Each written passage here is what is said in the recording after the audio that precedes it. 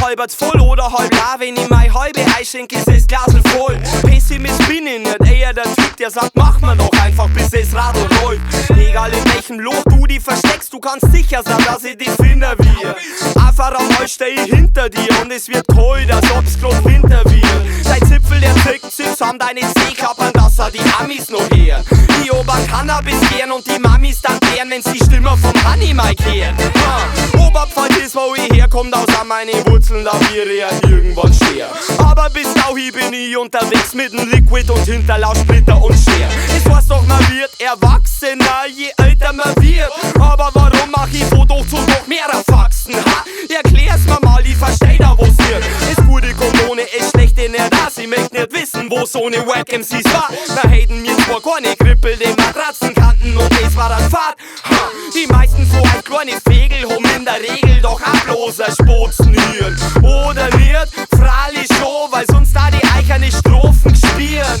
Rap ohne uns ist wie ein Brezen ohne Salz. Wie ein Knackbrezen ohne das Schnalz.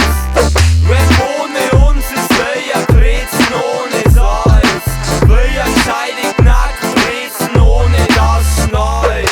Aha, du willst battlen, ich setz dich auf Pack. Das ist Fakt, Spaß, was Kipp und klar nicht den Takt passt. Zerstör die Lackkaffee-Bomben vom Bagdad und du sagst, da besser besser in nem Rap-Rap.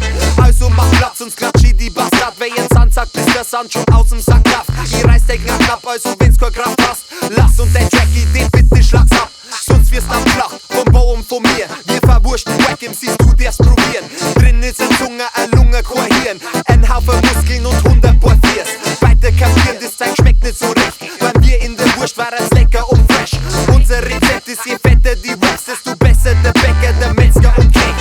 Die Verbrecher, die zwei Lumpers, wenn die Fegel nimmer zwitschern, na Kummer.